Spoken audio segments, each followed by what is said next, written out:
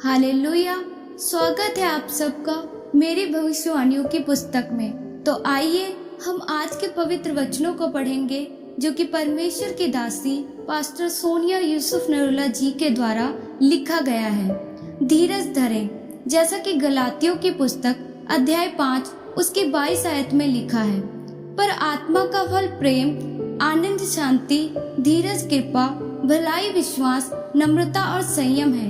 मेरे प्रियो, धीरज आत्मा के फलों में से एक फल है जो परमेश्वर हमें उपहार में देता है। अगर परमेश्वर का आत्मा आपके अंदर है और पवित्र आत्मा की सामर्थ्य से आप भरे हुए हैं, तो सचमुच परमेश्वर की आत्मा का यह फल धीरज आपके अंदर होगा।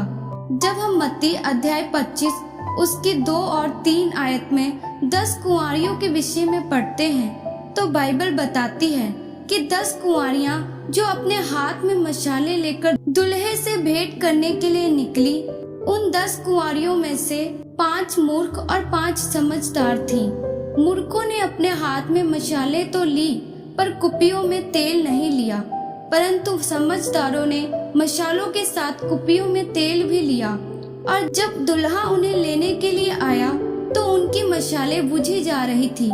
तब मूर्ख कुंवारियां तेल बेचने वालों के पास गईं, और जब वापस आकर देखा तो दुल्हा समझदार कुंवारियों को लेकर जा चुका था। मेरे प्रियो, 10 कुंवारियों का मतलब हम मसीही लोग हैं। यह हमारे ही विषय में बात हो रही है, जिसमें कुछ मूर्ख और कुछ बुद्धिमान लोग हैं। जो उनके हाथों में मशाले हैं वे हमारा मसीही जीवन, हमारा विश्वास है। जो समझदार कुंवारियों के पास कुप्पी है वे असल में धीरज है, जो परमेश्वर की आत्मा का फल है। हम देखते हैं कि उन 5 कुंवारियों ने अपने हाथ में मशाले तो ली, पर मतलब मसीह में तो आ गई, पर साथ में धीरज नहीं धरा। कि जैसे ही जीवन में दुख आया तो वे इधर उधर भागने लगे और परमेश्वर को छोड़ दिया। याकूब अध्याय 5 उसकी 7 आयत में परमेश्वर का वचन कहता है कि प्रभु के आगमन तक धीरज धरें।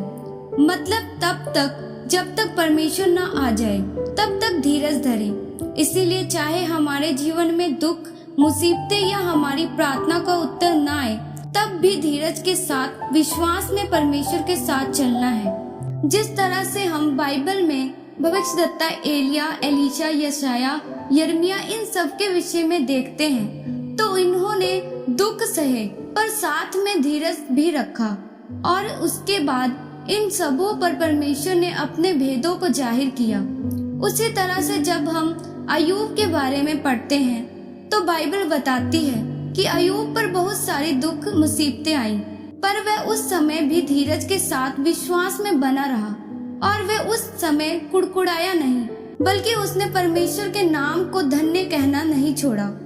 तब परमेश्वर ने उसके धीरज और विश्वास को देखकर उसको सब कुछ 2 गुना वापस किया। मेरे प्रियो, मैंने परमेश्वर के दास अपने पति के जीवन में इस आत्मा के फल को अद्भुत रीति के साथ देखा है। मैं बहुत बार खुद हैरान होती हूँ कि इतने धीरज के साथ वे दूसरों की अगुवाई करते हैं। परमेश्वर ने हमें इतना बड़ा मंच दिया है कि जहाँ लाखों लोग परमेश्वर के वचन को सुनते हैं, और जब हमारा विरोध होता है तो हम बड़ी आसानी से अपना जवाब दे सकते हैं, लेकिन हम धीरज धरे रहते हैं क्योंकि परमेश्वर हमारी ओर से लड़ता है। और परमेश्वर समय समय के साथ लोगों के द्वारा बताता है कि यह सेवकाई 100% सही है। इसीलिए जब हम धीरज के साथ परमेश्वर पर विश्वास रखते हैं और आगे बढ़ते हैं, तो सचमुच परमेश्वर अपनी ओर से उत्तर देता और परमेश्वर हमें आशीषित करता है। मेरे प्रियो, धीरज के साथ परमेश्वर पर विश्वास रखते हुए बढ़ें। हाथ में मशाले तो लेनी ही है, पर साथ में कुप्पी में तेल मतलब धीरज भी लेना है। इस वचन के द्वारा परमेश्वर आपको आशीषित करे। आमीन। आइए परमेश्वर की दासी के द्वारा लिखे गए संगीकार को आप मेरे साथ एक मन होकर करें। सर्वशक्तिमान परमेश्वर, मैं आपके इस महान वचन के लिए आपका धन्यवाद करती हूँ। परमेश्वर, मैं अंगीकार करती हूँ कि मैं धीरज के साथ विश्वास में बनी रहूंगी और आपके नाम को ऊंचा करूंगी। प्रभु यीशु मसीह के नाम में आमीन। परमेश्वर आप सबको आज के वचन के ऊपर मनन करने के द्वारा आशीषित करे। आमीन।